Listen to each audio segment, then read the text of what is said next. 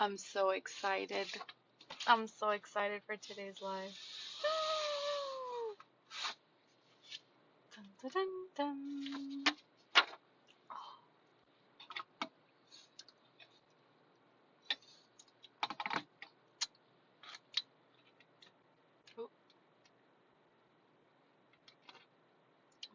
Oh.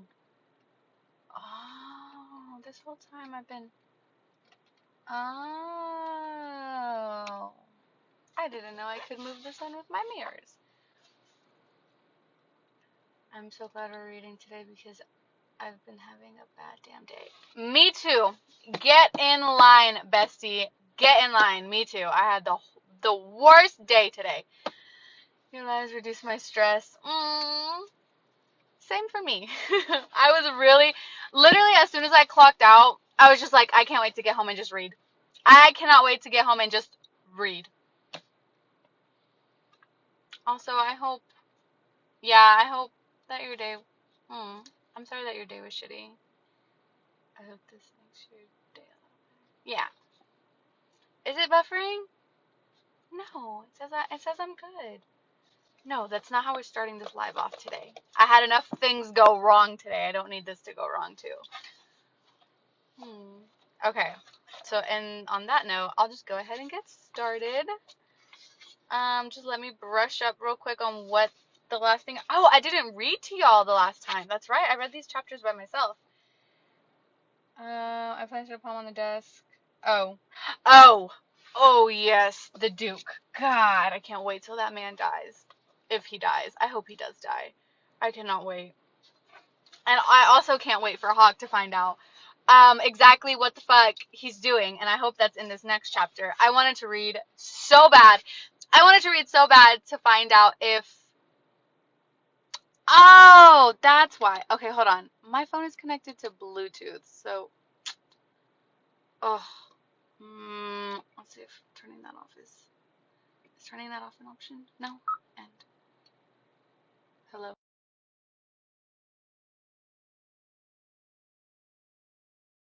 No!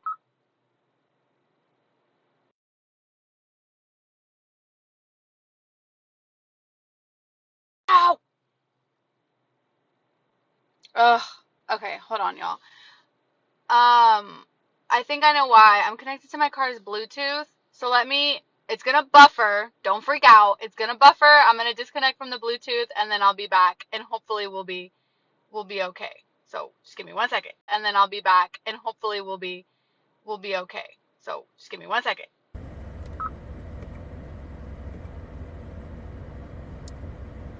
Okay, are we back?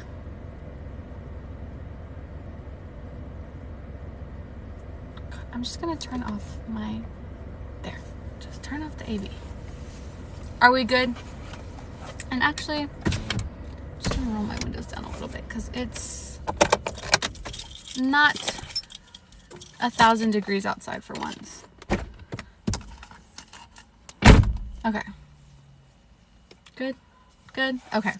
Perfect. All right. Chapter 14. Oh yeah, as I was saying, I wanted to read ahead, but I didn't because I was hoping that this was going to be the chapter where Hawk realizes what the Duke was doing, because he said he was going to be waiting right outside. So he had to have heard something. He couldn't have just been standing on the other side of the door and not hear anything. So I think Hawk is going to find out what happened. And I can't wait. Okay. Chapter 14. The gods had granted me one small favor when I left the Duke's suite. Hawk hadn't... Bro, the first 2 freaking sentences!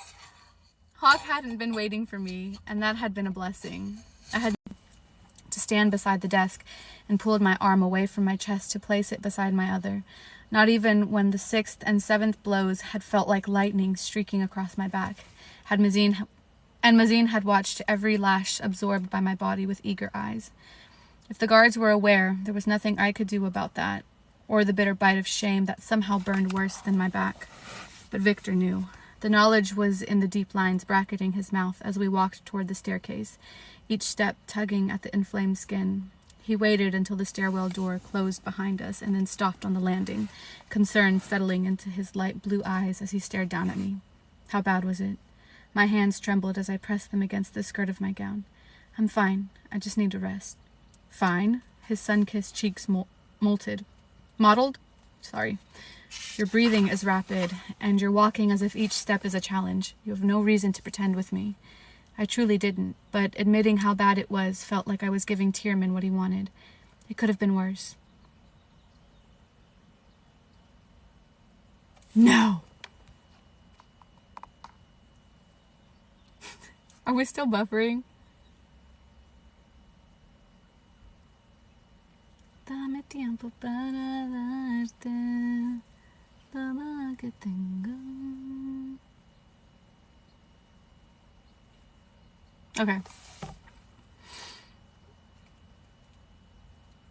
I truly didn't, but admitting how bad it was felt like I was giving Tierman what he wanted.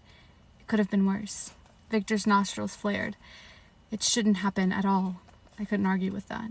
Did he break your skin? He demanded. No, there are just welts. Just welts. His laugh was harsh and without humor. You speak as if they are nothing more than scratches. Why were you punished this time? Does he need a reason? My smile was tired and felt brittle, as if it would crack my entire face. He was upset over my lack of commitment to my time spent with the priestesses, and today, while I was in the atrium, 2 ladies in wait showed up. He was not pleased about that. How is that your fault? Does it need to be my fault? Victor stared at me, struck silent for a moment. So this is why he took the cane to you. I nodded, gaze falling to the nearest oval-shaped window. The sun had drifted away while I'd been in the suite, the stairwell not nearly as bright and airy as it had been. And he didn't like my attitude during the meeting yesterday. It's not nearly the most minor offense he has punished me for. This is why I said you must be careful, Poppy. If he lashes you for being in a room while others walk in, what do you think he would do if he learned of your little adventures? Or if he learned that I've been training like a guard for years? My shoulders tightened, the movement pulling at my skin. I'd be caned, of course, probably more than 7 lashes. Victor's golden skin paled. He may petition the Queen to find me unworthy, and maybe the gods already do, I continued. But as you've said before, my ascension will happen no matter what I do. You, though? What would happen to you, Victor, if it were ever discovered that you've been training me? It doesn't matter what they may or may not do. There wasn't a second of hesitation there. The risk is worth it, knowing you can protect yourself. I would gladly take whatever punishment I received, and I wouldn't regret what I'd done. I lifted my chin, holding his gaze. And being able to defend my home, those I care for, and my life is worth the risk of whatever may happen. He was quiet for a moment, and then his wintry blue eyes closed. He might have been thinking of a prayer for patience, something I'd known him to do many times before.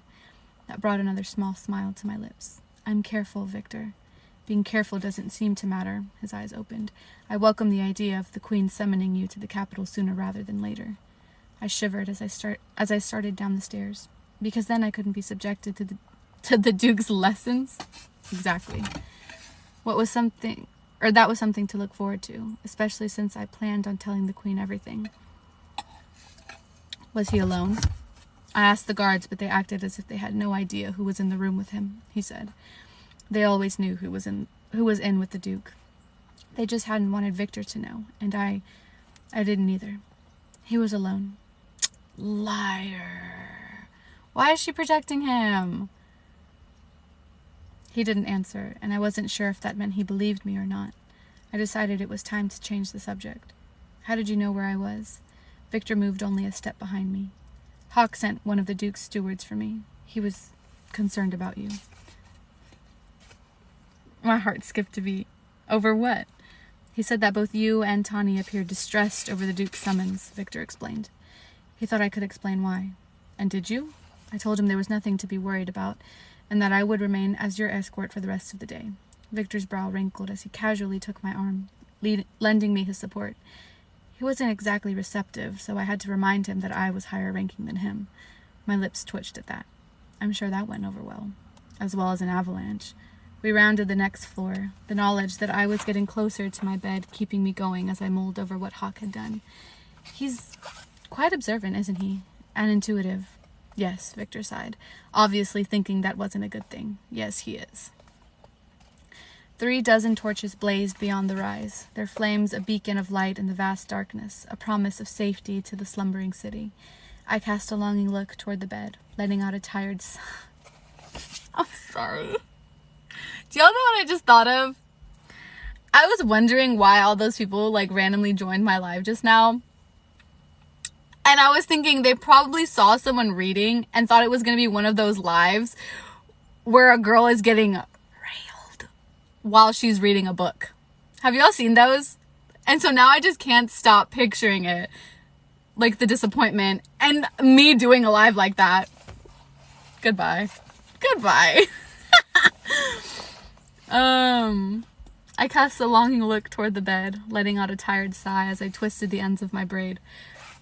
Nightmares from a different night had driven me from sleep, leaving my skin slick with a cold sweat and my heart thrumming like a rabbit caught in a snare.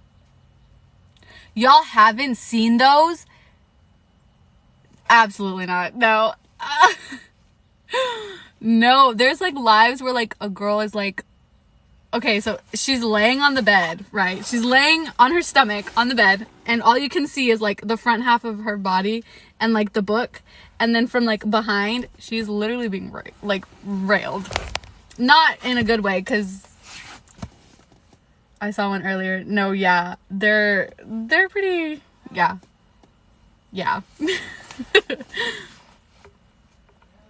Luckily, I hadn't woken Tawny with my screams. She'd been up late the past 2 nights. The first night, she spent a good part of the evening doing everything possible to make sure the welts healed. And last night, she'd been summoned by the mistresses to assist with preparations for the rite.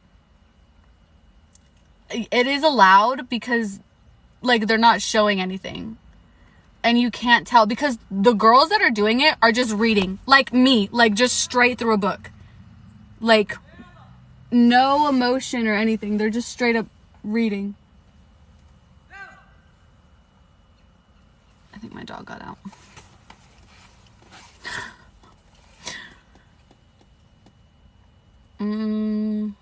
Tawny had used a concoction the healers swore by, and which the guards frequently used for their numerous injuries, rubbing the mixture of pine and sage-scented arnica? I don't know, and honey onto the inflamed skin of my back. It was the same stuff the healer had used the night of the abduction. The ointment had cooled my skin and eased the ache almost immediately. Still, we knew from previous experience that it had to be applied nearly every other hour to achieve the desired effect.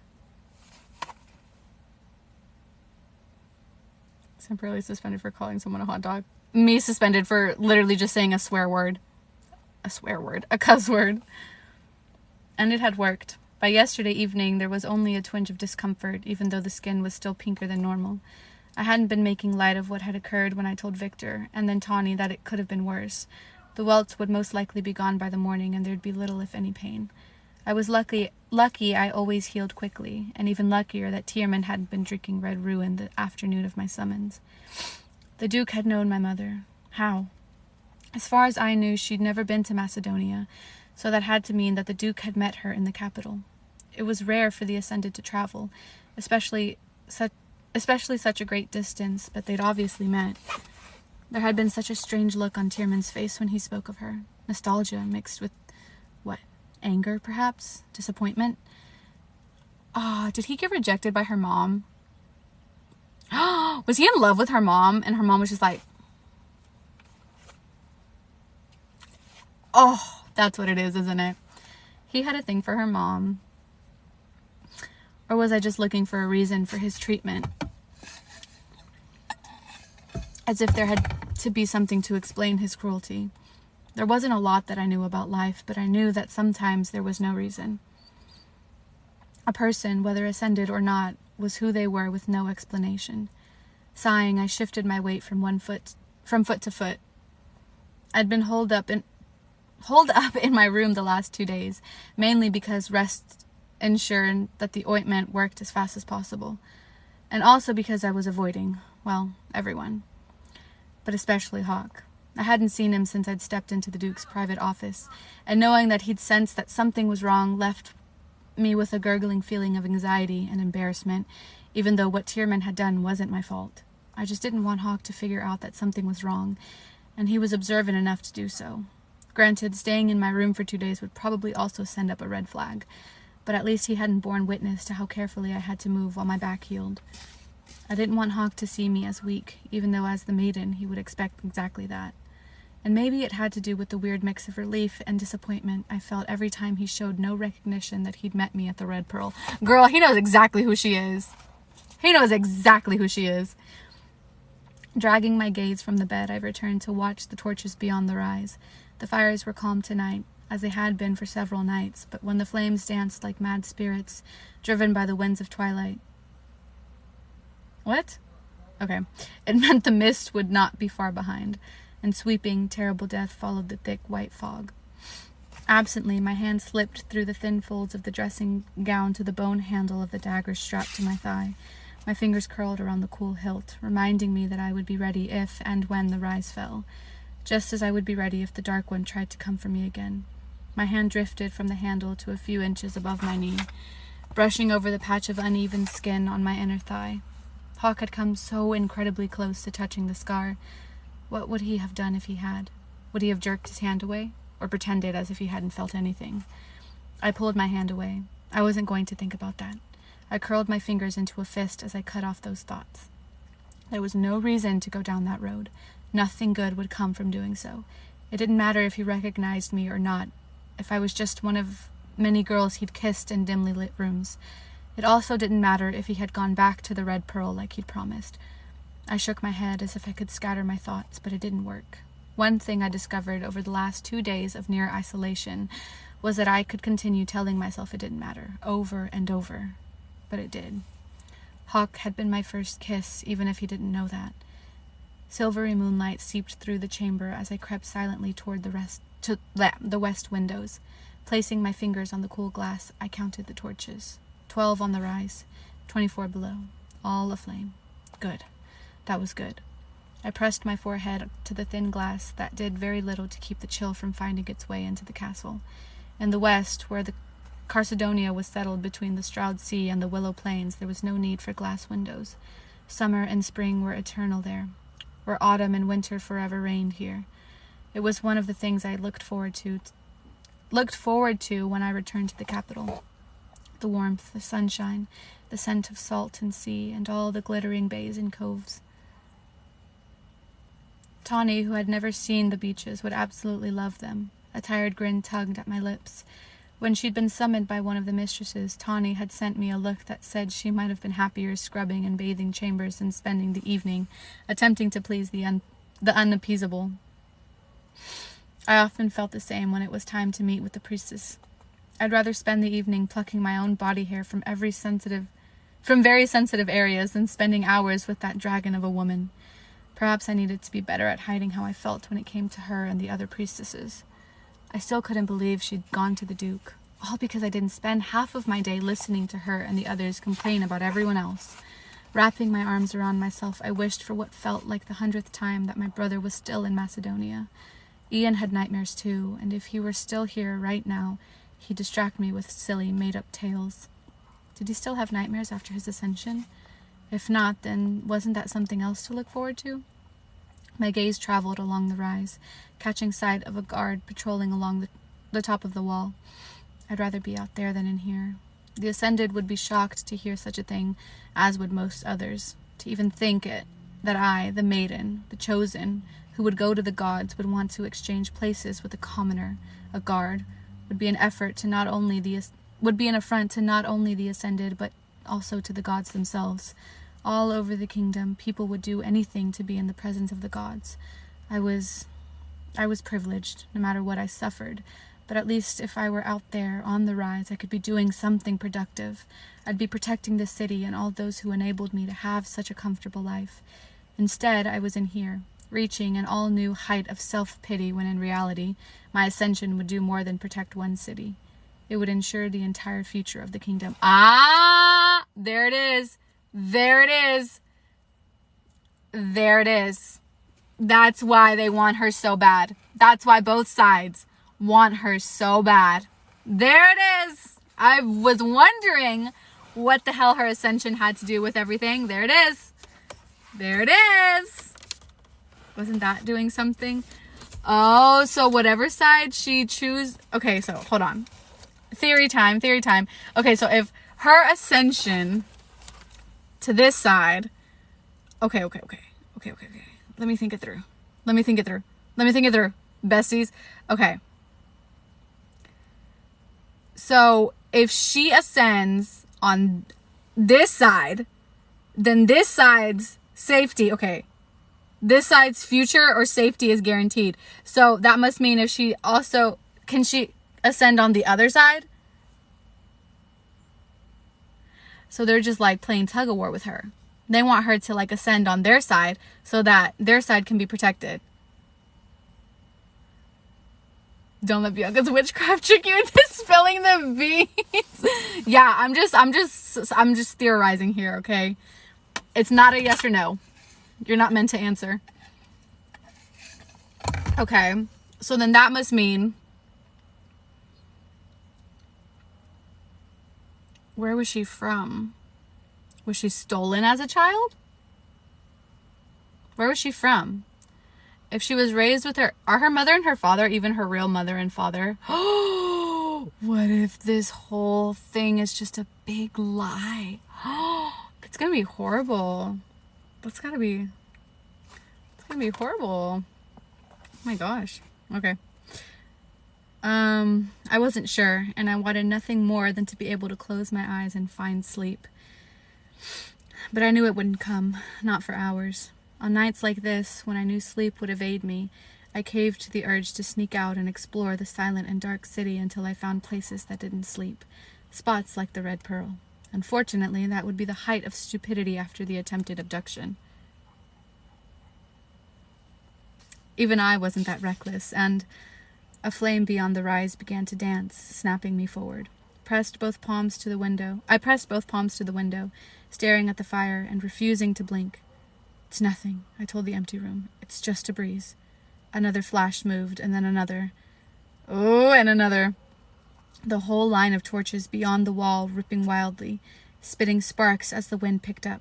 I took a breath, but it seemed to go nowhere. The one in the middle was the first to be snuffed, sending my heart slamming against my ribs. The others rapidly followed, pitching the land beyond the rise into sudden darkness. I took a step back from the window. Dozens of fiery arrows shot into the air, arcing high above the rise, and then racing downward, slamming into the tinder-filled trenches. Uh-oh, Bessie, something's happening. A wall of fire erupted, running the entire length of the rise. The flames were no defense against the mist or what came with it. The fire made what was in the fog visible. Returning to the window, I threw the latch and flung it open. Cold air and a kind of unearthly silence poured into the chamber as I gripped the stone ledge and leaned out, squinting. Smoke wafted up and weaved through the flames, spilling into the air and onto the ground. Smoke didn't move like that. Smoke didn't creep under the tinder, a thick, murky white against the black of night. Smoke didn't blanket flames, suffocating them until they were extinguished, and all that remained was a heavy, unnatural mist. The mist wasn't empty. It was full of twisted shapes that had once been mortal. Horns blared from all four corners of the rise, shattering the tense quiet. Within seconds, what few lights had shone through the windows went dark. A second call of warning went out, and the entire castle seemed to shudder.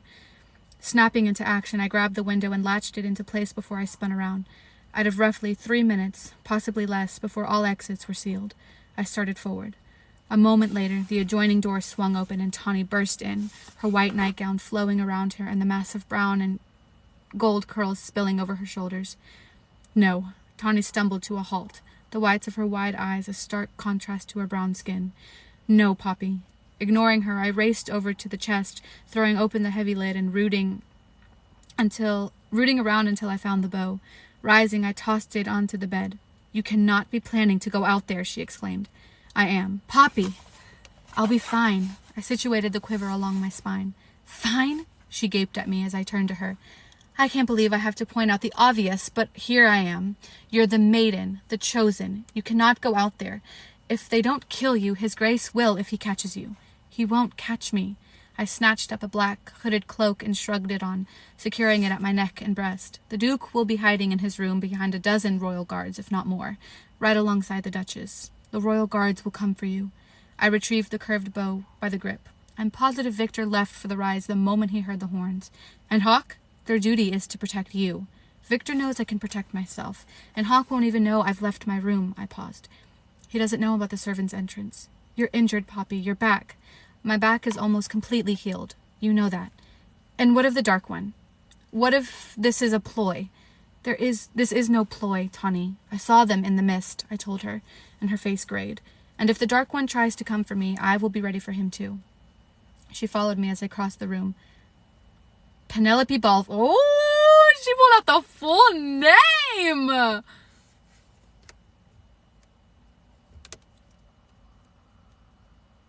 What? No. Penelope Balfour, stop. Surprised, I spun around and found her standing right behind me. I have less than 2 minutes, Tawny. I will be trapped in here.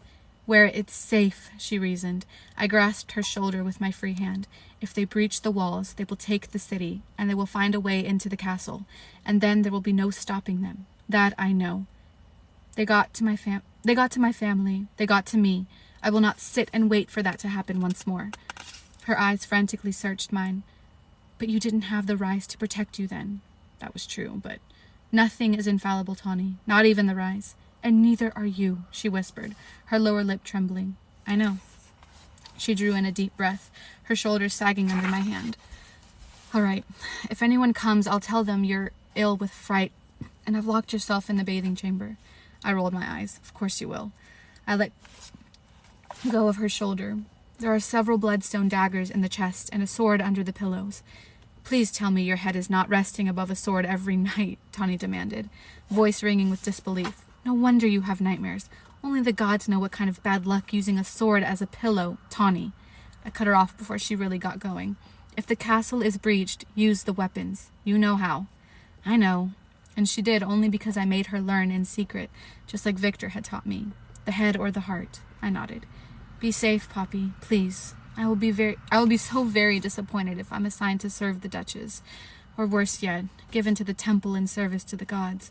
Not that it wouldn't be an honor to serve them, she tacked on, placing her hand over her heart. But the whole celibacy thing? I cracked a grin. I will return. You'd better, Poppy. I promise. Giving her a quick kiss on the cheek, I spun and headed for the old servant's door beside the bathing chamber. This was the whole reason I had all but begged and pleaded to be moved to this room in the older, far uglier portion of the castle. These pathways and accesses were no longer used, but they connected to nearly every room in the old part of the stronghold, including the stone bridge that led directly to the southern portion of the rise. Old hinges creaked as I opened the door. The pathways allowed me to move undetected throughout the castle. Over the last years, I'd used them to meet with Victor in one of the old, unused rooms for training, and it was also how I was able to slip out of the castle without being seen.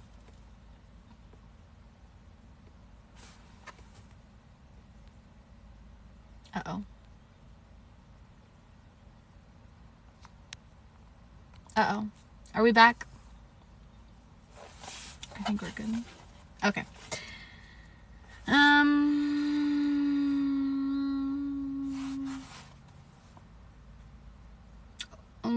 The pathways allow... hold on. But most importantly, the old stairs and halls could provide a quick escape if necessary. Poppy, Tawny called out, stopping me. Your face. Confusion rose for only a moment, and then I realized that my face was unveiled. Right. I lifted the heavy hood, tugging it into place before I slipped out into the narrow, winding staircase. Stone slid against metal as thick iron doors rattled and began their descent as I raced down the cracked, uneven stone steps. My slippers weren't the best footwear for such a thing, but there hadn't been time to ferret out the only boots I owned from their hiding place, tucked under the head of my bed. If the maids found them, they would be sure to talk, and eventually whatever they said would make its way back to someone. I had less than a minute to get out. Dust and small rocks drifted from above as the castle continued to tremble. Moonlight broke through the cracked, dusty windows as I rounded the final set of steps, slipping over the bottom two and all but sliding out into the empty pantry. The movement caused nothing more than a dull flare of pain where the welts were healing. Thrusting the bow into the folds of the cloak, I darted into the chaotic kitchen where servants clamored for access to the hidden safe rooms that doubled as food storage. Guards rushed for their main entrance, where the largest shield would be locking into place within seconds. No one paid me any mind as I ran for the back hall, where one of the iron doors was already halfway down. Spitting out a curse that Victor would have turned red at, and Rylan would have smiled. He would have smiled at if he were still here. I picked up my speed and then dipped. The silk and satin slippers aided in the descent. I slid under the door, nearly losing my balance as I skidded out into the night air. The heavy door groaned as it settled into place. I backed away and then turned, my lips curving into a broad smile. Tawny would have found not only concerning, but also disturbing. I'd made it to the bridge. Not wasting time, I raced across the narrow walk high above the houses and shops. I didn't dare look to my sides as there was no railing. One slip and, well, what was in the midst would no longer be a concern. In the mist. Reaching the wider ledge of the rise, I tossed the bow onto the top and then hoisted myself up. The healing skin of my back stretched, causing me to wince as the cloak and the gown parted, revealing nearly the entire length of my leg. I yearned for the thin breeches often worn under certain styles of gowns, but there hadn't been enough time. I grasped the bow and started toward the western wall, arriving as the mist seemed to become a solid mass, carrying with it the scent of metal and decay. Ahead, archers waited in their nests of stone like birds of prey, their bows and arrows steady. I knew not to get too close, as a guard from the rise would surely notice and ask questions, and while Tawny had exaggerated the killing me part, I would face yet another lesson from the Duke. I cast a quick look around. The city had gone completely quiet and dark, except for the temples. Their flames were never extinguished. Tearing my gaze from them and the unsettled feeling they often roused, I searched for an empty battlement until I found one. If it were to be manned by a guard, someone would already be in it. Keeping close to the shadows clinging to the walls, I eased inside the enclosure. My smile returned when I saw several quivers resting near the short ladder. Perfect. Bloodstone arrows, their shafts made of wood from the blood forest, were not easy to come by when you were a maiden who wasn't supposed to have a need for them. Grabbing several of the quivers, I scurried up the ladder. Sorry, y'all, I'm nervous. Partially hidden behind the stone wall, I set the quivers beside me and pulled out an arrow. A sound came then, raising the hairs all over my body. It started with a low howl, reminding me of the wind during the coldest part of winter, but the moaning gave way to shrill shrieks. Goosebumps pimpled my skin, and my stomach twisted with nausea, even as I nocked an arrow.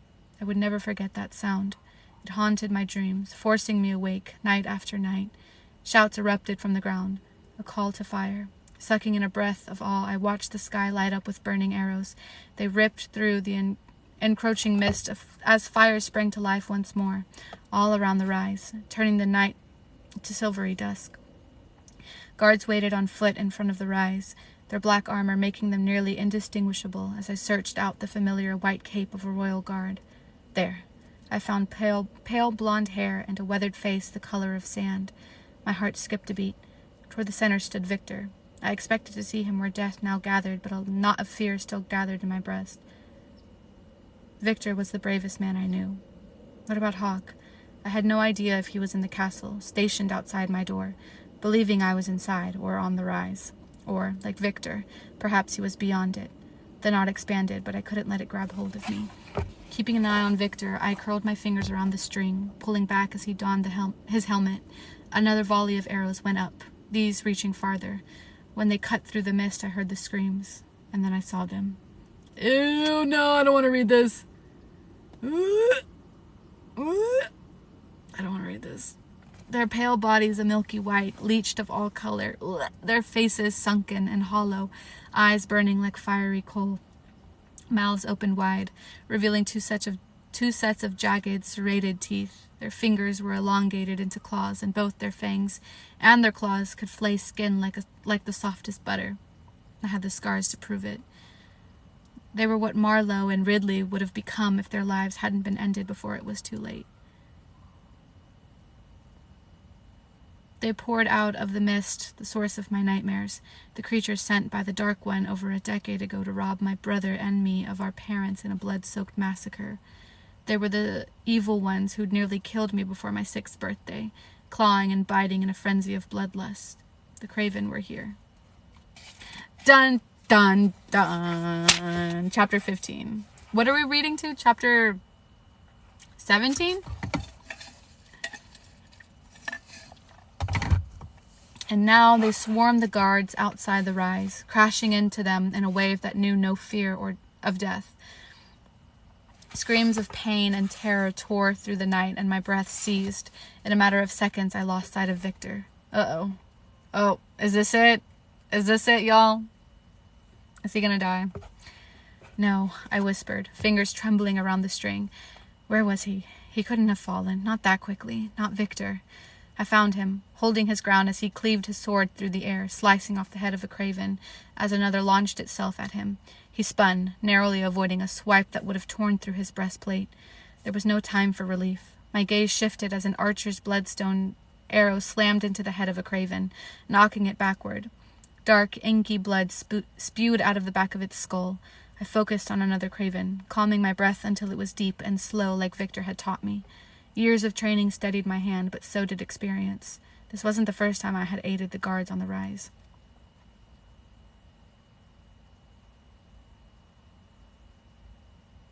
Oh, I thought it was buffering. Sorry. Once your fingers take hold of the string, the world around you must cease to exist. Victor's instructions echoed in my mind. It's just you, the pull of the string, and your arm. Nothing else matters. And that was all it could be. Trusting my aim, I released an arrow. It flew through the air, striking a Craven in the heart. I knocked another before what was once someone's child or parent even hit the ground. I found another, a Craven who had a guard on its back, tearing at its armor. I let the bowstring go, smiling when the projectile burst through the Craven's head. Loading the next arrow, I caught sight of Victor, his sword slick with dark blood as he shoved it deep into a Craven's stomach, and then drew it upward with a shout. The Craven rushed Victor from behind. A Craven rushed Victor from behind as he yanked the sword out. I pulled back the string. The bolt sliced through the air, catching the creature in the back of its patchy-haired skull. The thing fell forward, dead before it even hit the ground. Victor's head whipped around, and I swore he looked straight at me. I knew who had sent down that arrow. And although I couldn't see his face, I knew he wore the expression he always did when he was proud, yet irritated. Grinning, I readied another arrow, and for what felt like a small eternity, I lost myself to the killing, taking down one Craven after another. I went through 2 quivers before one of the Craven broke through the line of guards, hitting the wall, its clawed hands dug into the stone, gaining purchase. For the briefest heartbeat, I stood, transfixed as it tore its hand free, and then slammed it down again, higher, pulling itself up the wall. My gods, I whispered. The Craven let out a screeching wail, tearing me out of my stupor. I took aim, firing the arrow directly down into its skull. The impact knocked it off the wall. A shout to my right jerked my head around. An archer fell forward, bow slipping from his hand as a Craven gripped him by the shoulders, sinking its jagged teeth into the guard's neck. Good gods, they had reached the top. Spinning around, I knocked an arrow and quickly let it go. The arrow didn't deliver a fatal blow, but the impact knocked the Craven free from the guard, sending it back to the ground below. It wasn't the only one that fell. The guard tumbled backward into nothing but air. I swallowed a cry, telling myself that the man was already dead before the loud, fleshy smack caused me to briefly squeeze my eyes shut. The Craven's minds may be rotted, but they had enough sense to go for the archers. Victor had once said that the only thing that rivaled their thirst for blood was their survival instincts. A high-pitched scream jolted me into action. To my right, another Craven had reached the edge of the rise, seizing an archer. The guard dropped his bow and embraced the Craven, pushing forward. Aww! He fell to the ground outside the rise, taking the Craven with him. A round of fiery arrows lifted once more into the air, reaching high above the wall. They came down, striking mortal and monster alike, over the sound of unearthly howls and screams. Hooves pounded off the cobblestone and dirt, but I still stared at where the archer had fallen, his body swarmed by Craven. The guard had sacrificed himself. This unnamed, unknown man had chosen death over allowing the Craven to reach the other side of the rise. Blinking back sudden tears, I gave a wordless shake of my head as battle cries erupted, forcing me into motion. Rising just enough to see over the ledge, I looked over my shoulder as more guards on horseback spilled out from the gate, brandishing sickle blades. They split into two directions, attempting to seal off access to the rise. As soon as they cleared the entrance, the gates closed behind them. A craven launched itself at a guard, powering through the air like a large jungle cat would. It slammed into the guard, throwing him from his horse. They hit the ground. "Damn it," I hissed, taking aim at the craven, who was now halfway up the rise. I caught him at the top of his patchy-haired skull, knocking him from the wall. I quickly nocked another arrow, searching out the craven who were at the rise. They were the clear threat. It quickly became obvious that these craven were different. They looked less monstrous. Still, their appearance was nothing short of nightmare fodder, but their faces were less hollow, their bodies less shriveled. Were they newly turned? Possible. The battle below was lessening, bodies falling on top of one another. Catching sight of Victor as he thrust his sword through the head of a fallen craven, I dropped down to one knee so I could peer over the wall. The cloak parted, exposing nearly the entire length of my leg from my calf to my thigh to the chilled air. There was only a handful of craven remaining, half of them feeding on and tearing into wounded guards, unaware of anything around them. I could see no more near the rise. Setting an arrow against the bow, I took aim at one who had torn through armor and into the cavity of a stomach, exposing thick, ropey innards. Bile clogged my throat. The guard was already dead, but I couldn't let the craven continue desecrating the fallen man. Focusing on the blood and gore-smeared mouth, I sent the arrow flying straight into it. The contact snapped the craven back. Whatever satisfaction I felt was tempered by sorrow. The mist had begun to dissipate, revealing the carnage left behind. So many had fallen tonight. Too many. The stone cold under my bare knee, I reached for another arrow as I searched. "You must be godless, Belle." Godless, oh my god. "You must be goddess Belle or a Lila given mortal form," a deep voice said from behind me. No. Sucking in a sharp breath, I spun around on my knee, the cape and gown whirling around my legs. My arrow locked and ready, I aimed at Hawk. Oh gods. My stomach tumbled with relief and dismay as I stared down. He stood under a beam of moonlight as if the gods themselves had blessed him with eternal light. Inky blood dotted his broad, high cheekbones and the straight line of his jaw. His wide, expressive lips were parted as if he were only able to take the thinnest breath, and those strange, beautiful eyes seemed to almost glow in the moonlight. He held his blood-soaked sword at his side. His leather had been clawed, showing how close he'd come to falling. Hawk had been beyond the rise, and like Victor, as a royal guard, that wasn't required. But he went out there nonetheless. Respect blossomed in my chest, warming me, and I reacted without thought, reaching out with my senses to see if he was injured. I felt the barest hint of the anguish that lingered in him. The battle had eased it, giving him an outlet in the same way my touch would. Temporary, but still effective. He wasn't injured. "You are..." His stare was intense and unblinking, and he sheathed... Sorry, my eyes skipped ahead! Damn it! Damn it! Oh, his stare was intense and unblinking as he sheathed his sword at his side. I can't do this, y'all. I can't do this. "You are absolutely magnificent. Beautiful." I jolted, shocked. He'd said that I was beautiful before once he saw my face, and he sounded like he'd meant it then. But now? He'd spoken words which too often meant nothing and too rarely meant everything. And he said them in such a manner that there was a tight, tense, curling sensation low in my stomach, even though he had no idea who he spoke to. My heavy hood remained in place. I needed to get away. I glanced behind him, searching for the easiest path to escape. I swallowed hard. Hawk may not have realized yet that I was the girl who'd been at the Red Pearl, but there was no way I could let him know it was me up here now. I had no idea what he would do if he realized I was the one on the rise. The last thing I expected was to find a hooded lady with a talent for archery manning one of the battlements. The dimple made an appearance in his right cheek, and I felt the tug low in my stomach. Why did he have to have such a charming grin?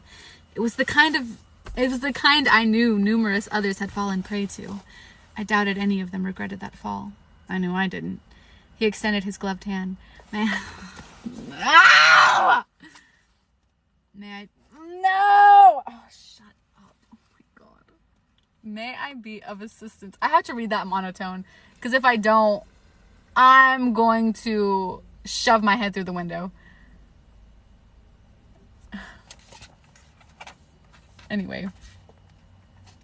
Swallowing a snort, I lowered the bow, shifting it to one hand. I stayed silent in case he recognized my voice, motioning for him to back up. With an arch of one dark brow, he placed the offered hand over his heart and took a step back. I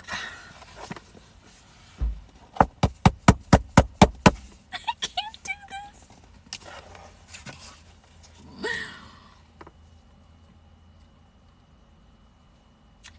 Hawk bowed. He actually bowed, with such elaborate flourish that a laugh crept up my throat. I managed to squelch it as I placed the bow down on the lower ledge, propping it against the wall.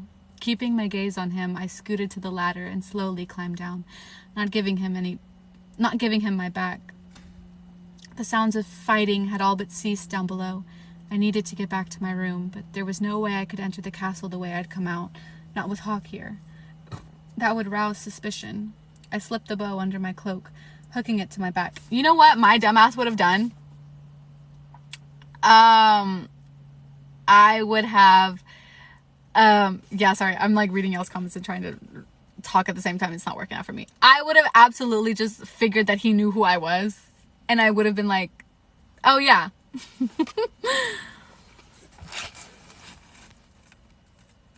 Oh no, I'm not angry.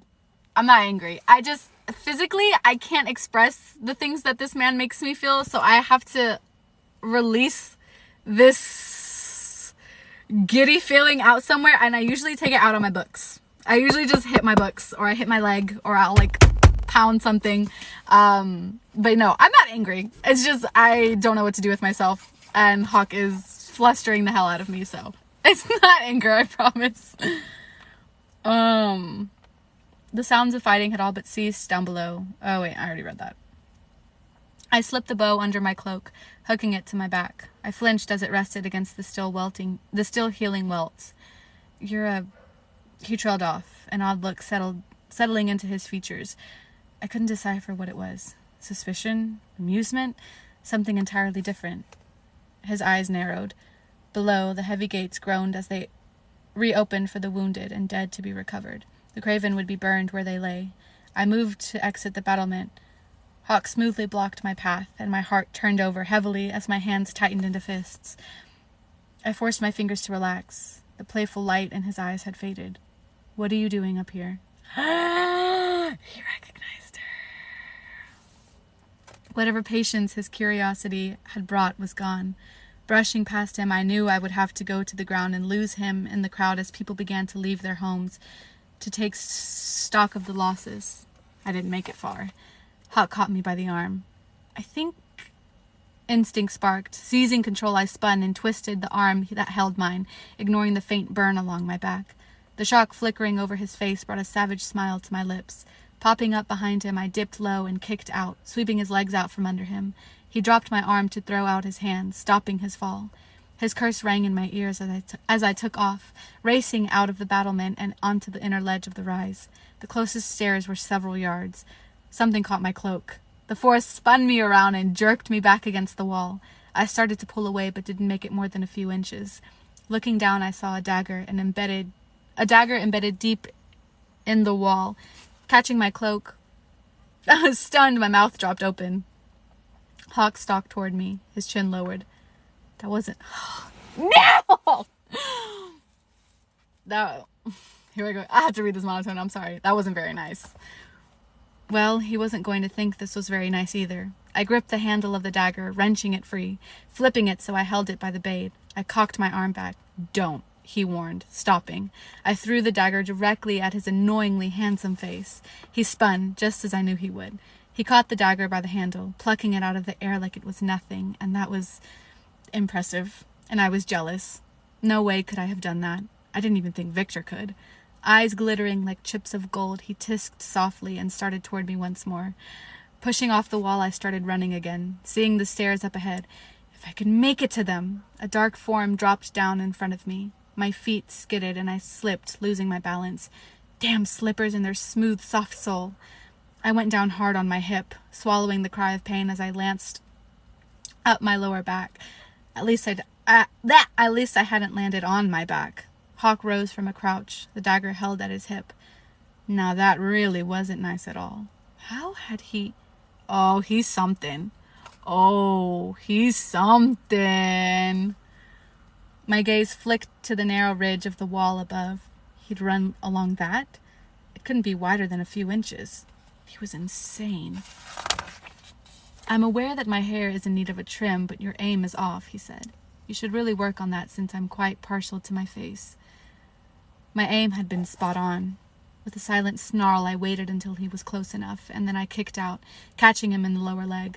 He grunted as I jumped to my feet, ignoring the ache of what was surely a bruised hip and rear. I whirled to the right, and he jumped to block me, but I darted to the left. He came back at me, and I kicked out once more. Hawk caught me by the ankle. I gasped. Arms pinned by the leg where she's exposed. He caught her by the leg where she's exposed. It's getting hot, y'all. I gasped, arms pinwheeling until I steadied myself. Wide-eyed, I stared at him. He raised his brow as his gaze traveled the length of my fair leg. No! Scandalous, he murmured. A growl of annoyance burst from me. He laughed. And such dainty little slippers. Satin and silk. They're as finely tailored as your leg. The kind of slipper no guard of the rise would wear. How astute of him. Unless they're being outfitted differently than I am. Hawk dropped my ankle, but before I could run, he caught my arm and yanked me forward. Suddenly, I was against him and on the tips of my toes. Air seized in my lungs at the sudden contact.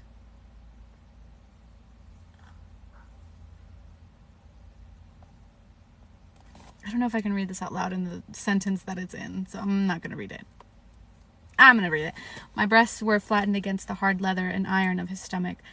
The warmth of his body seemed to bleed through his armor, sinking through my cloak and the thin gown underneath.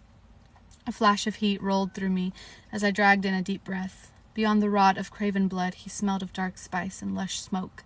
A flush crept into my cheeks. His nostrils flared, and as crazy as it sounded, the hue of his eyes seemed to deepen to a striking amber color. He lifted his other arm. You know what I think. The blade pressing into the skin of his throat silenced him. His lips thinned as he stared down at me. He didn't move or release me, so I pressed the tip of the dagger in just enough. A bead of blood swelled just below his throat. Correction, he said, and then he laughed as the trickle of blood seeped down his neck. It wasn't a harsh laugh or a patronizing one. He sounded amused. You're an absolutely stunning, murderous little creature. Pausing, he glanced down. Nice weapon. Bloodstone and woven bone. Very interesting. His gaze flicked up. Princess? No! Okay, it's getting cold in here.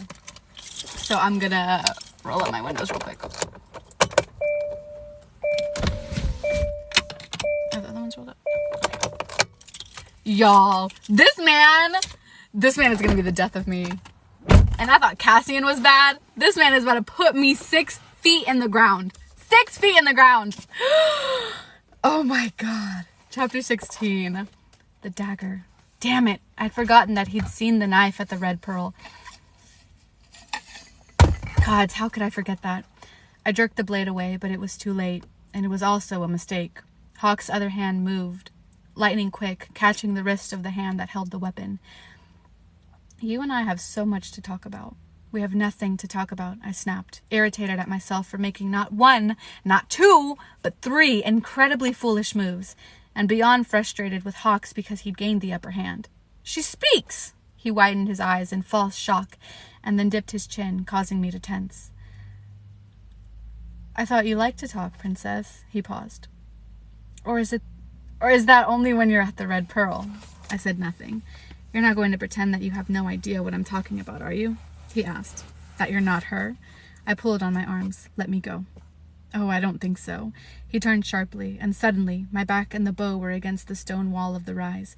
The contact sent a dull wave of fire over my healing back, but he pressed in, caging my body with his. There was barely an inch between us. After all we shared, you throw a dagger at my face? All we shared was a handful of minutes and a few kisses, I said, and the truth of that struck me with startling clarity. That was all we'd shared. Gods, I was so sheltered, because in my limited experience, it had become so much more to me. The wake-up call that it was only a few kisses was utterly brutal. It was more than a few kisses. His voice dropped low. If you've forgotten, I'm more than willing to remind you.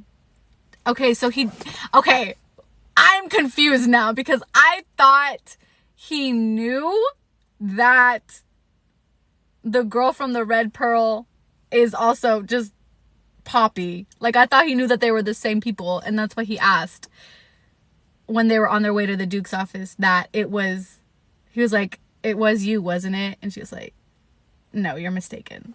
But he's giving very much clueless and not knowing what the fuck is going on.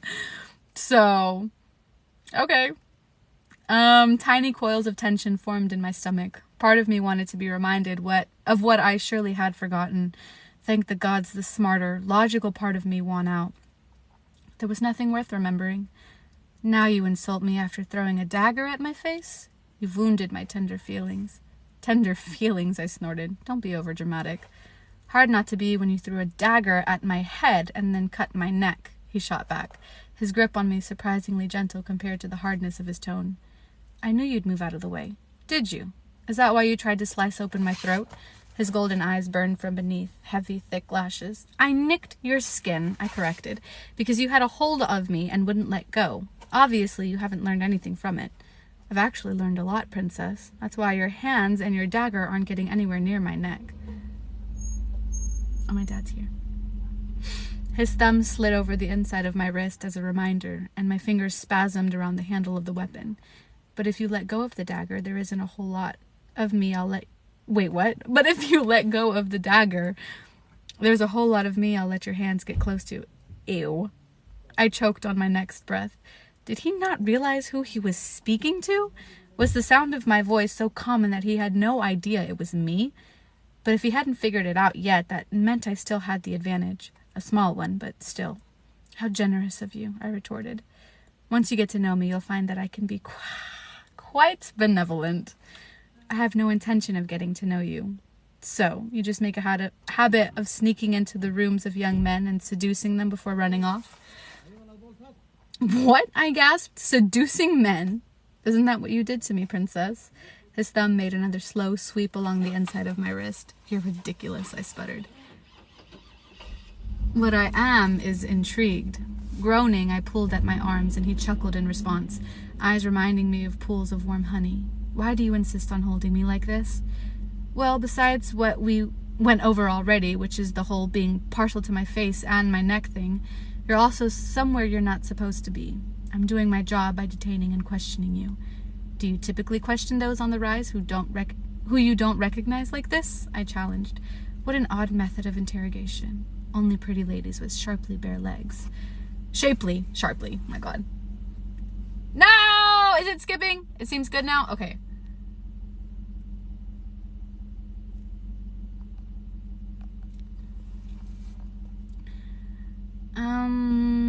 He leaned in, and when I took my next breath, my chest met his. What are you doing up here during a craven attack? Enjoying a relaxing evening stroll, I snapped. His lips curled up on one side, but there was no dimple. What were you doing up here, Princess? He repeated. What did it look like I was doing? It looked like you were being incredibly foolish and reckless. Excuse me? Disbelief thundered through me. How reckless was I being when I killed Craven, and am I unaware of a new recruitment policy where half-dressed ladies in cloaks are now needed on the rise? He asked. Are we that desperately in need of protection? Anger hit my blood like wildfire. Desperate? Why would my presence on the rise signal desperation when, as you've seen, I know how to use a bow? Oh wait, is it because I happen to have breasts? I've known women with far less beautiful breasts that could cut a man down without so much as blinking an eye, he said. But none of those women are here in Macedonia. I would have liked to know where this group of rather amazing-sounding women lived. Wait, far less beautiful breasts? And you are incredibly skilled, he continued, snapping my attention back to him, not just with an arrow. Who taught you how to fight and use a dagger? Clamping my mouth shut, I refused to answer. I'm willing to bet it was the same person who gave you that blade, he paused. Too bad whoever they are didn't teach you how to evade capture. Well, too bad for you, that is. Anger flooded my system once more, overwhelming me. I thrust my knee up, aiming for a very sensitive part of him, the one that somehow made him more qualified than I was to fight. Hawk sensed my move and shifted, blocking my knee with his thigh. You're so incredibly violent, he paused. I think I like it. No! Let me go, I seethed. And be kicked or stabbed? He shoved his leg between mine, preventing any future kicks. We've already covered that, princess, more than once. I lifted my hips off the wall, attempting to throw him off, but all I accomplished was pressing a very sensitive part of my body against the hard length of his thigh. The friction created a sudden, jarring rush of heat that was so powerful it was like being struck by lightning. Sucking in a startled breath, I stilled. Hawk had done the same against me, his large body filling with tension. His chest rose and fell against mine. But what was happening? I felt hot despite how far up we were, and that we stood in the cold night air. My skin seemed to buzz as if fine currents of energy were dancing along my flesh, and hard, pounding heat had replaced the aching coldness in my body. Several too long moments stretched out between us, and then he said, I came back for you. No! I came back for you that night. The noise from below was beginning to calm. Any moment someone could come up here. But I was so incredibly reckless and foolish because I let my eyes drift shut at his words, as his words cycled through me. He had come back, just like I told you I would. I came back for you, and you weren't there, he continued. You promised me, princess. A smidgen of guilt formed within me, and I wasn't sure if it was for lying to him or throwing the dagger at his face part. Probably both. I couldn't. His voice had dropped again, becoming lower, thicker. I have a feeling that if there's something you want badly enough, nothing will stop you. A harsh, bitter-sounding laugh escaped me. You know nothing. Maybe. He'd let go of my arm, and before I knew what he was up to, his hand had slipped inside my hood. His cold fingers touched the unmarred skin on my right cheek. I gasped at the contact and started to draw back, but there was nowhere to go. Maybe I know more than you realize. A small measure of unease crawled across my skin. Hawk bent his head, pressing his cheek to the left side of my hood. Do you really think I have no idea who you are? Every muscle in my body tensed as my mouth dried. You have nothing to say to that? He paused, and his voice was barely above a whisper when he said, Penelope! No!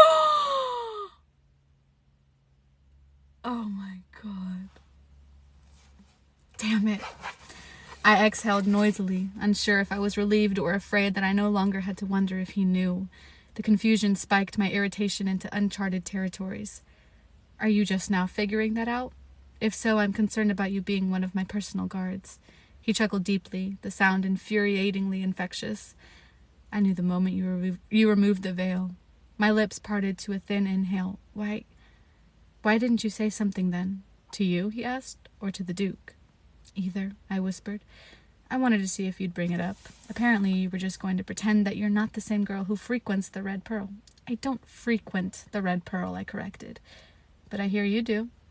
Have you been asking about me? I'm flattered. I haven't. I'm not sure if I can believe you. You tell a lot of lies, princess. Don't call me that, I demanded. I like it better than what I'm supposed to call you. Maiden. You have a name, it's not that. I didn't ask for what you liked, I said, even though I wholeheartedly agreed with his dislike of how I was supposed to be addressed, sorry. But you did ask why I didn't tell the Duke about your little explorations, he countered. Why would I do that? I'm your guard.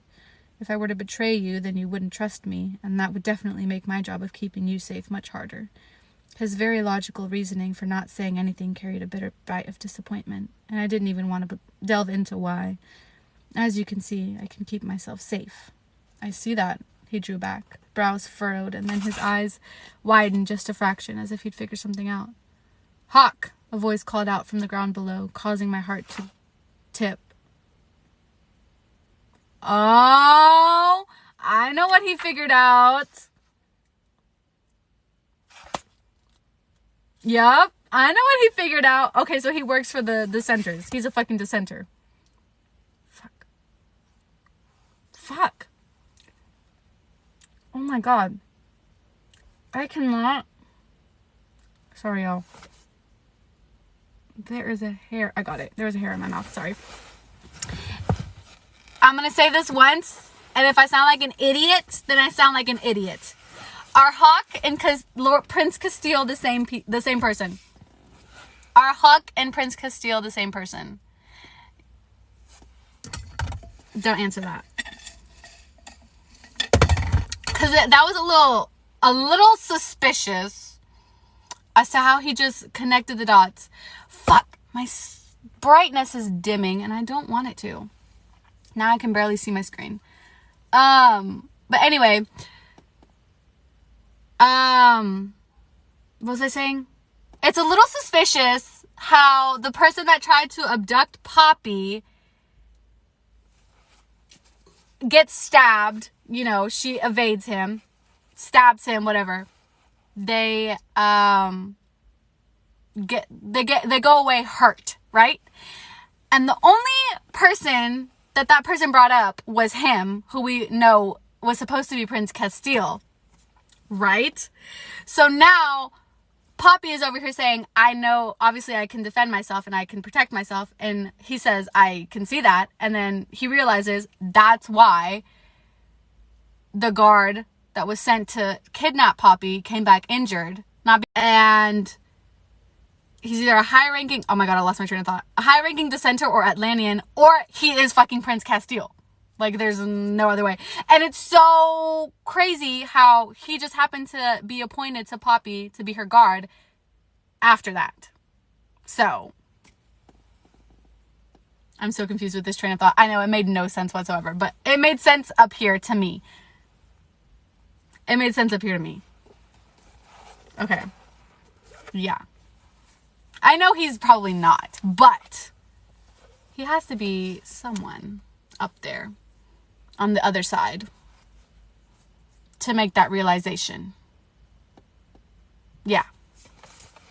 It makes sense to me. I'm not really saying this for y'all. I'm saying it for me.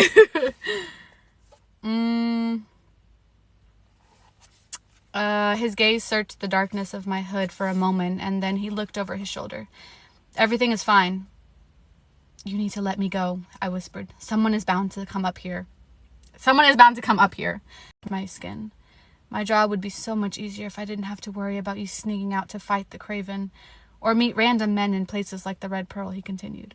And who knows what else you would do? Who knows what else you do when all believe you're safely ensconced in your chambers? I imagine that once I brought it to the Duke's and Duchess's attention, your penchant for arming yourself with a bow and taking a slow, even breath, I lifted my chin. It doesn't matter. Do what you feel you need to do.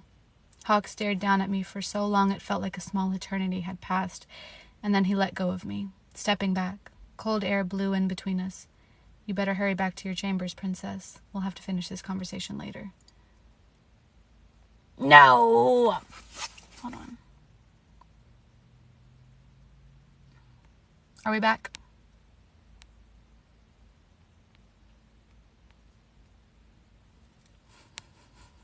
Nacho telling me to just keep going.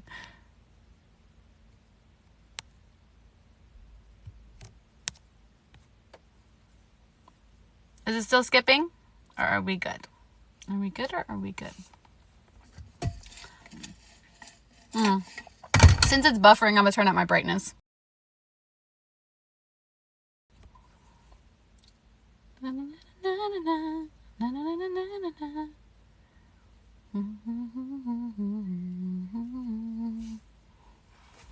It's good now? Okay. Confusion held me in its grip for only a few moments, and then I snapped out of it. Easing away from the wall I ran, and even though I didn't look back, I knew he didn't take his eyes off me. Slipping through the old servant's access, I wasn't surprised when I found that Tawny was still in my chambers, even though it had taken me nearly an hour before the gates were lifted and I could sneak back in. She gasped. I thought you were never going to come back. I closed the creaky door behind me and faced her, slowly reaching up to pull the hood down. Tawny drew up short. Are you okay? Her gaze searched mine, and I saw a faint tremor radiate through her. Oh, this fucking internet is gonna kill me. I'll be at home alone.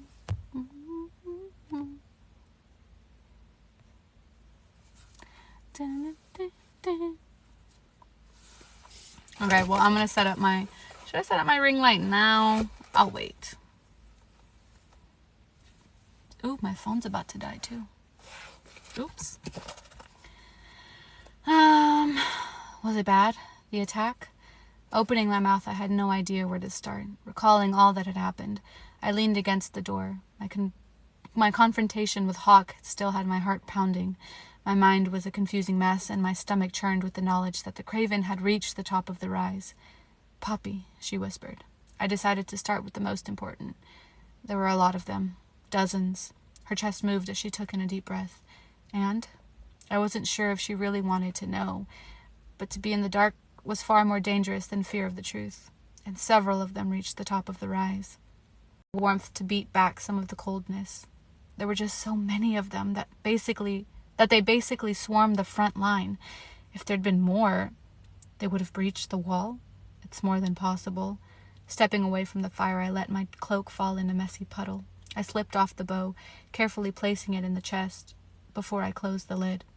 They sent out the horsemen, but at least 2 Craven had already made it to the top of the rise by then. If they wait like that again, it could be too late. But I don't imagine they expected them to be able to do that. Tawny sat down on the edge of the bed. Did you kill any of them? Tired of being home alone. Towing off my slippers, I looked over at her. Of course. Good. Her gaze drifted to the window, to where the torches now burned brightly in the darkness. There'll be a lot of black flags raised tomorrow. There would be. Each house that had lost a son, a father, a husband, or friend would raise the flag in memoriam. Commander Jansen would visit each and every one of them over the next day or so. Many pyres would be lit, and I feared that some of those who'd bravely faced down the Craven tonight would return to their homes or their dorms, bitten. It happened every time after an attack. I plopped down on the bed, catching the scent of burnt wood in my hair. Before I could say anything else, there was a knock on the door. I'll get it. Tawny rose, and I didn't stop her, figuring it was Victor or another royal guard checking on us. As she made her way over, I gripped the edge of my braid, quickly unraveling it as I heard Tawny open the door and say, "The maiden is sleeping." Doubtful. Heart slamming against my ribs, I jumped up from the bed and spun around just as Hawk came through the door. My mouth dropped open. Sorry, all my phone was dying. Ugh, I need to turn on my freaking... Oh my god. Ugh, I need to turn on my freaking ring light. Oh, Jesus. There we go. God. That is so bright. I don't think I need it that bright yet. Jeez. But that's just orange. We'll do that one. That one doesn't look too bad. Jeez. God. Hawk kicked the door shut behind him. It's time. Oh, he's not waiting. I thought this talk was going to happen like weeks later. He wants it now. Hawk kicked the door shut behind him. It's time for that talk, princess. No! Oh my god. Okay. Gosh. Thank you. But hush. Okay. Chapter 18. The last one. Okay. Let me brace myself mentally for this. Should I do that one or should I do this one? I don't think there's a difference, so I'll just do on this one. Chapter 17. Oh, let me put my bag. Oh, there it goes. The blood had been wiped from Hawks' face. and his dark hair was damp, curling against his temples and forehead. His broadsword was absent, but the 2 shorter swords were still attached to his waist. Standing in my chambers with his booted feet braced shoulder-width apart and the curve of his jaw hard, Hawk reminded me so very much of Theon, the god of accord and war. He appeared no less dangerous than he had on the rise, and it was clear by the fiery burn of his amber eyes that he wasn't here to make peace. He glanced over to where Tawny stood, struck as silent and still as I was. Your services are no longer needed this evening. What the fuck? Tawny's mouth dropped open. Snapping out of my stupor, I had a very different reaction. You don't have the authority to dismiss her. I don't. Hawk raised a brow. He raised a brow. As your personal royal guard, I have the authority to remove any threats. Threats? Tawny frowned. I'm not a threat. You posed the threat of making up excuses or lying on behalf of Penelope, just like you said she was asleep when I know for a fact that she was on the rise, he countered, and Tawny snapped her mouth shut. She turned to me. I have a feeling I'm missing an important piece of information. I didn't get a chance to tell you, I explained. And it wasn't that important. Tawny lifted her brows. Beside her, Hawk snorted. I'm sure it was one of the most important things to have happened to you in a long time. Okay, now he's just being rude. Will I ever recover? Will I ever be able to not have a live that just lags? Will I ever be able to just have a normal live with y'all and talk to y'all? Why does it always have to skip? Are we good now?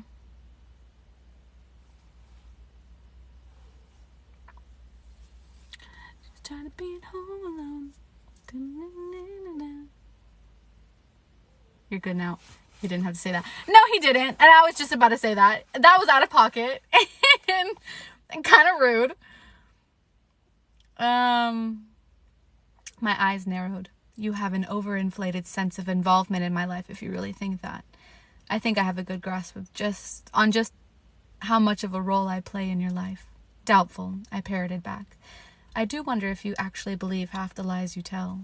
Tawny's gaze snapped back and forth between us. I'm not lying, thank you very much. He smiled, showing off the dimple in his right cheek. Whatever you need to tell yourself, princess. Don't call me that. I stomped my foot. Hawk lifted an eyebrow. Did that make you feel good? No, I can't defend you on that one, Poppy. That was just... You're not 2 years old, girl. Hawk lifted an eyebrow. Did that make you feel good? Yes, because the only other option is to kick you. So violent, he chuckled. Oh my gods. My hands curled into fists. You shouldn't be in here. I'm your personal guard, he replied. I can be wherever I feel I am needed to keep you safe.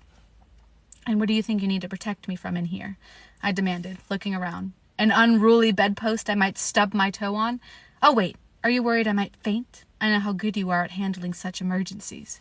You do look a little pale, he replied. My ability to catch frail, delicate females may come in handy. I sucked in a sharp breath. But as far as I can determine, other than a random abduction attempt, you, princess, are the greatest threat to yourself. Well, Tawny drew the word out, and when I shot her a look that should have sent her running from the room, she shrugged. He kind of has a point there. You're absolutely no help. Penelope and I do need to speak, he said, his gaze never leaving mine. I can assure you that she is safe with me, and I'm sure that whatever I'm about to discuss with her, she'll tell you all about it later. Tawny crossed her arms. Yes, she will, but that's not nearly as entertaining as witnessing it. I sighed. It's okay, Tawny. I'll see you in the morning. She stared at me. Seriously? Seriously, I confirmed. I have a feeling that if you don't leave, he's just going to stand there and drain precious air from my room. While looking exceptionally handsome, he added. You forgot to add that.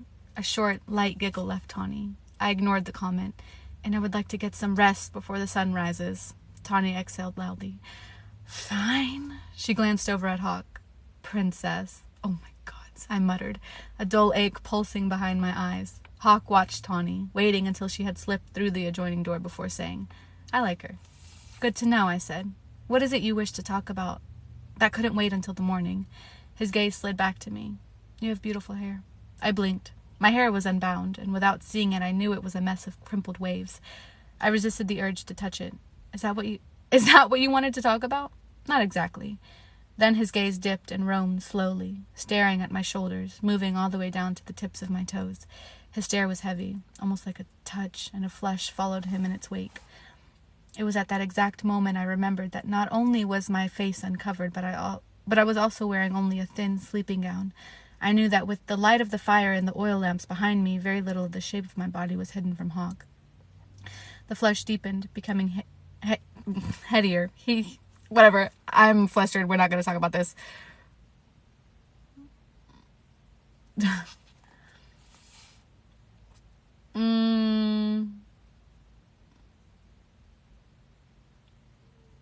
The flush deepened. Oh wait, I already read that. I started for the robe lying at the foot of my bed. Hawk's lips twisted into a knowing half-smile that sent a bolt of irritation streaking through me. I stopped, meeting his gaze and holding it. Hawk might not have seen all the shadowy areas. Oh my god. Y'all, this man, what he does to me, I cannot. Seeing all the shadowy areas visible beneath the flimsy white gown, but he'd done more than just feel a few of them with his hands. There was a tiny part of me that thought about moving my hair to cover the left side of my face, but he'd seen the scars already, and I wasn't ashamed of them. I utterly refused to allow what the Duke had said about Hawk saying that I was beautiful to have any impact on me. Hiding my face or covering myself was rather pointless, and more importantly, I swore I saw a challenge in his gaze, as if he expected me to do both things. I would not. A long, tense moment passed. Was that all you were wearing under the cloak? That's none of your concern, I told him, as I held my arms to my sides. Something flickered across his face, reminding me of the look Victor often gave me when I bested him, but it was gone too quickly for me to be sure. Feels like it should be, he said. The rasp of his voice caused a wave of goosebumps to break out over my skin. That sounds like your problem, not mine. He stared at me with that strange expression again, the one that made me think he was caught between amusement and curiosity. You're nothing like I expected. The way he said that sounded so genuine that some of my irritation eased. Was it my skill with an arrow or the blade? Or was it the fact that I took you to the ground? Barely took me to the ground, he corrected. His chin dipped and his lashes lowered, shielding his odd eyes. All of those things. But you forgot to add in the red pearl. I never expected to find the maiden there, I snorted. I imagine not. His lashes lifted, and there was a wealth of questions in his stare. I didn't think there'd be any avoiding them this time around. Suddenly, too tired to stand there and argue, I walked over to one of the 2 chairs by the fire, all too aware of how the sides of my gown parted, revealing nearly the entire length of my leg, and all too aware of how Hawk tracked every step. That was the first time I was in the red pearl. I sat, letting my hands fall to my lap. And the reason I was on the 2nd floor was because Victor came in. I wrinkled my nose as I gave a little shudder. He would have recognized me, mask or not. I went upstairs because a woman told me the room was empty. I still felt as if she had set me up, but that was neither here nor there at the moment. I'm telling you this because I feel like I need to explain myself. I'm just telling the truth. I didn't know you were in the room. He remained where he stood. But you knew who I was, he said, and that wasn't a question. Of course. I shifted my gaze to the fire. Your arrival had already stirred up quite a bit of talk. Flattered, he murmured. My lips twitched as I watched the flames curl and ripple over the thick logs of wood. Why I decided to stay in the room isn't up for discussion. I know why you stayed in the room. Okay.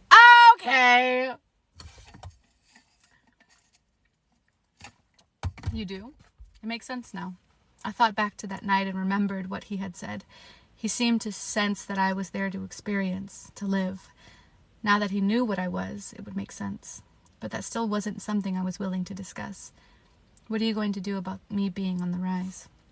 He didn't answer for a long moment, and then he walked to where I sat, his long-legged prowl full of fluid grace. May I? He gestured to the empty seat. I nodded. Sitting across from me, he leaned forward, resting his elbows on his bent knees. It was Victor who trained you, wasn't it? My pulse skipped, but I kept my face blank. It had to be him. You two are close, and he's been with you since you arrived in Macedonia. You've been asking questions. It'd be stupid not to learn everything I could about the person I'm duty-bound to die to protect. You had a very good point there. I'm not going to answer your question, because you're afraid I'll go to the Duke, even though I didn't before. You set out on the rise that you should, I reminded him. That it would make your job easier. I'm not going to bring anyone else down with me. He inclined his head. I said I should, not that I would. There's a difference? You should know there is. His gaze flickered over my face. What would his grace do if I had gone to him? Oh, no. No. No. Bye, Piper. I love you. No.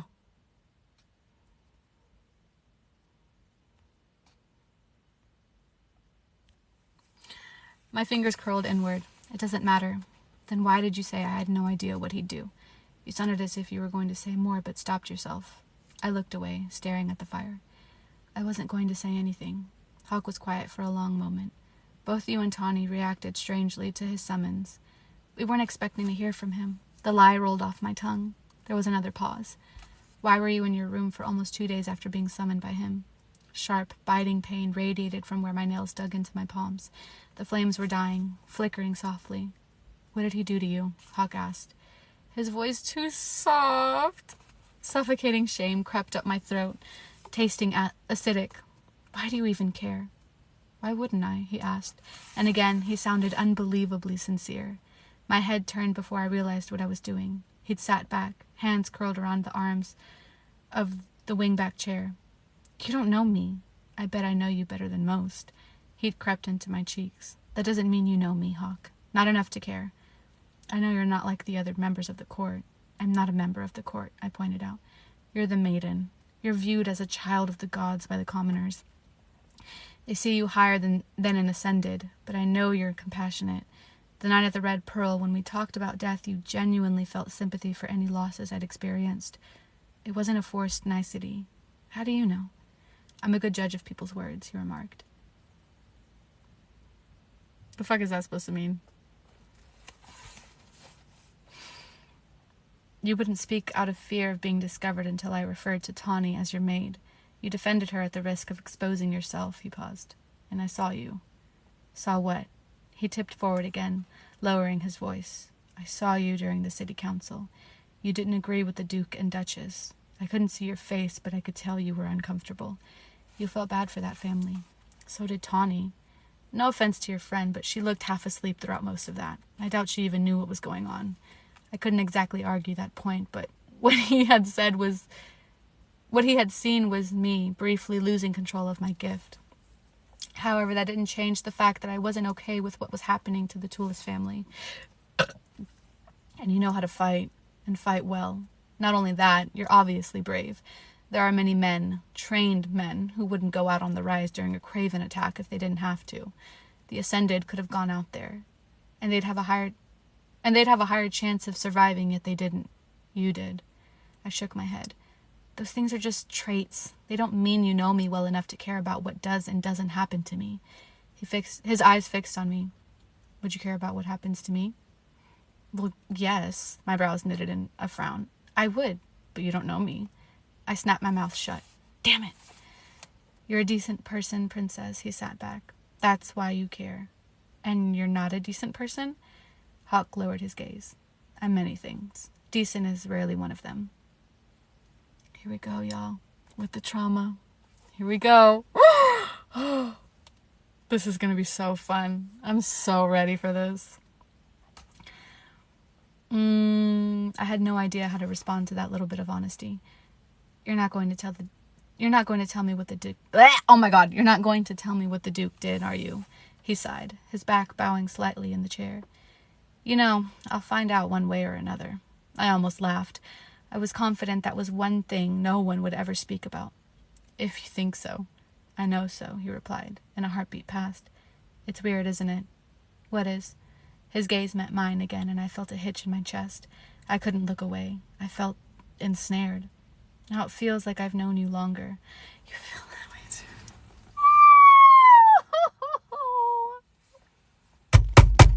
too. Oh my God, this is going to hurt. You feel that too. I wanted to deny it, but he was right, and it was weird. I said none of that because I didn't want to acknowledge it. Doing so felt like a start down a road I couldn't travel. Knowing that caused a deep twisting sensation in my chest, and I didn't want to acknowledge that either, because it felt a lot like disappointment, and didn't that mean I'd already begun to travel the road? I broke eye contact, my gaze falling to my hands. Why were you on the rise? He asked, changing the subject. Wasn't it obvious? Your motivation wasn't. At least tell me that. Tell me what drove you to go up there to fight them. Oh, y'all, I really hope that we're finishing this chapter soon. Because I have 10% left on my phone. So if my phone dies and my live ends suddenly, y'all know why. I'm going to try to speed it up. Oh my God. Easing open my fingers, I slipped 2 of them under the sleeve of my right arm. They skimmed my skin until the tips brushed over 2 jagged tears. There were others, along my stomach and my thighs. It would be easy to lie, to come up with any number of reasons, but I wasn't sure if there was any harm in the truth. Was 3 instead of 2 knowing the truth somehow earth-shattering? I didn't think it was. The scar on my face. Do you know how I got it? Your family was attacked by Craven. When you were a child, he answered. Victor, he filled you in? A faint, tired smile pulled at my lips. It's not the only scar. When he said nothing, I slipped my hand out from under my sleeve. When I was 6, my parents decided to leave the capital for Neil Valley. They wanted a much quieter life, or so I'm told. I don't remember much from the trip other than my mother and father being incredibly tense throughout the whole thing. Ian and I were young and didn't know a lot about the Craven, so we weren't afraid of being out there or stopping at one of the smaller villages, a place I was told later hadn't seen a Craven attack in decades. There was just a short wall, like most of the smaller towns, and we were staying at the inn only for one night. The place smelled like cinnamon and cloves. I remember that. I closed my eyes. They came at night, in the mist. There was no time once they appeared. My father, he went out onto the street to try and fend them off while my mother hid us, but they came through the door and the windows before she could even step outside. The memory of my mother's screams forced my eyes open. I swallowed. A woman, someone who was staying at the inn, was able to grab Ian and pull him into this hidden room, but I hadn't wanted to leave my mom, and it just... Dark and disjointed flashes of the night attempted to piece themselves together. Blood on the floor, the walls, running down my mother's arms, losing my grip on her slippery hand, and then grabbing my hands and snapping teeth, the claws, and then the soul-crushing, fiery pain until finally nothing. I woke up days later, back in the capital. Queen Ileana was by my side. She told me what had happened, that her parents were gone. I'm sorry, Hawk said, and I nodded. I truly am. It's a miracle you even survived. The gods protected me. That's what the queen told me, that I was chosen. I came to learn later that it was one of the reasons the queen had begged my mother and father not to leave the safety of the capital, that if the Dark One became aware of the maiden being unprotected, he'd send the Craven after me. He wanted me dead then, but apparently he wants me alive now. I laughed, and it hurt a little. What happened to your family is not your fault. And there could be any number of reasons for why they attacked the village. He dragged a hand through his hair, pushing the now dry strands back from his forehead.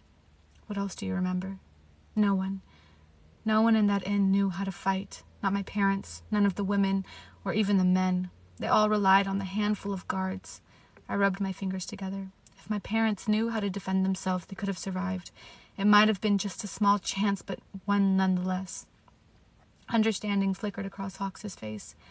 And you want that chance? I nodded. I won't. I refuse to be helpless. No one should be. Blowing out a little breath, I stilled my fingers. You saw what happened tonight. They reached the top of the rise. If one makes it over, more will follow. No rise is impenetrable, and even if it were, mortals come back from outside the rise cursed. It happens more than people realize. At any moment, that curse could spread in this city. If I'm going down, you'll go down fighting. He finished for me. I nodded. Like I said, you're very brave. I don't think it's bravery. I returned to staring at my hands. I think it's fear. Fear and bravery are often one and the same. It either makes you a warrior or a coward. The only difference is the person it resides inside. My gaze lifted to him in a stunned silence. It took me a moment to formulate a response. You sound so many years older than what you appear. Only half of the time, he said. You saved lives tonight, Princess. I ignored the nickname, but many died. Too many, he agreed. The Craven are a never-ending plague. Letting my head rest against the back of the chair, I wiggled my toes toward the fire. As long as an Atlantean lives, there will be Craven. That is what they say, he said. And when I glanced back at him, a muscle flexed along his jaw as he stared at the dwindling fire. You said that more come back from outside the rise cursed than people realize. How do you know that? I opened my mouth. Damn it. How would I know that? I've heard rumors. Shit. His gaze slid to me. It's not spoken about a lot, and when it is, it's only whispered. Unease stirred. You're going to need to be more detailed. I've heard that the child of the gods has helped those who are cursed, he said, and I tensed. That she has aided them, given them death with dignity. I didn't know if I should be relieved. That was all he'd heard, and that he hadn't brought up my gift, but the fact that he, someone who hadn't been in the city all that long, had heard such rumors wasn't exactly reassuring. Oh, it's my brother. It was my brother. No, my screen is dimming. Hold on. I have to finish this. No, I have to finish this before my phone dies. I'm going to turn on my car and charge my phone real quick. Ah! I have to finish this with y'all so that I can talk to y'all after. No! Boom, boom, boom, boom, boom. Yes! Okay, we're back. Charging. There it goes.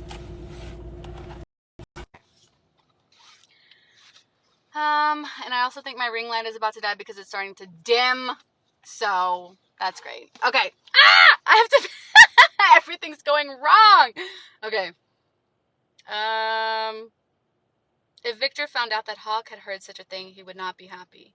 Then again, I doubted if Victor would allow me to assist him after the last time anyway. Who has said such things, I asked. A few of the guards, he told me, and my stomach sank even further. I didn't believe them at first, to be honest. I schooled my features. Well, you should have stuck with your initial reaction. They're mistaken if they think I would commit outright treason against the crown. His gaze flickered over my face. Didn't I just tell you that I was a good judge of character? So, I know you're lying, he replied. I wondered what exactly made him believe that it was me the guards had been talking about. And I understand why you would. Those men speak of you with such awe that before I even met you, I half expected you to be a child of the gods. They would never report you. That may be the case, but you heard them talking about it. Others could hear them as well. Perhaps I should be clearer in what I said about hearing rumors. They were actually speaking to me, he clarified. Since I too have helped those who are cursed die with dignity, I did so in the capital and do so here as well. My lips parted as my stomach steadied, but my heart flipped and flopped around like a fish out of water. Those who come back cursed have already given all for their kingdom, being treated as anything other than the heroes they are, and being dragged in front of the public to be murdered is the last thing they or their family should have to go through. I didn't know what to say as I stared at him. He was speaking my own thoughts, and I knew there were others out there who believed the same, obviously, but to know that he was willing to risk high treason to do what was right. I've kept you up long enough. I arched a brow.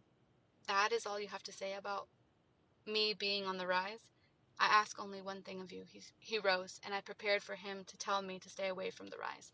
I'd probably tell him I would. Of course I wouldn't, and I didn't think he'd believe me. The next time you go out, wear better shoes and thicker clothing. Those slippers are likely to be the death of you, and that dress. No.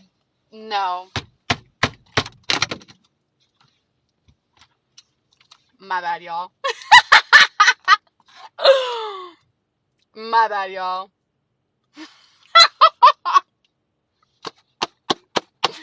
I have to keep my temper tantrums under control. Noted. Oh my god! Oh my god! Oh my god. I lost connection. Damn it! Holy shit. Holy shit. Did I just get hot? Holy shit! Alright. Well, my internet is officially fucked. So, I will just go ahead and end it. God damn it. I can't have anything in this house. It's just gone. It's gone. Like, it's gone.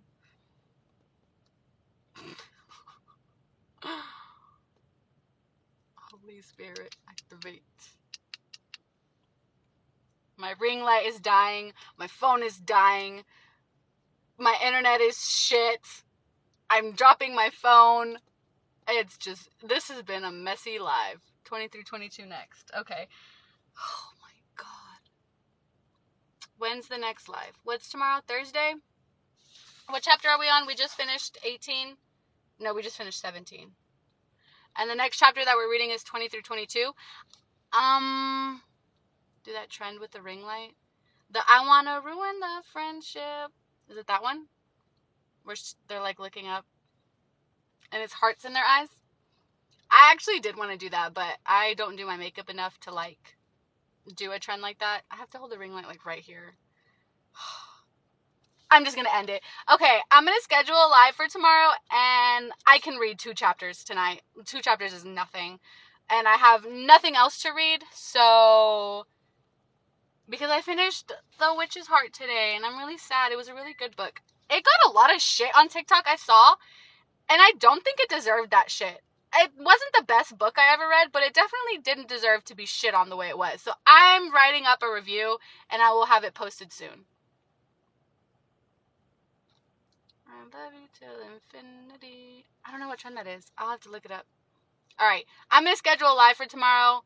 And if I don't read 2 chapters tonight or tomorrow before the live, y'all can come to my house and beat me up.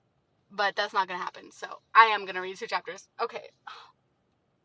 It's been a long day, y'all. I'm sorry. I'm just all over the place. I'll see y'all tomorrow. Bye.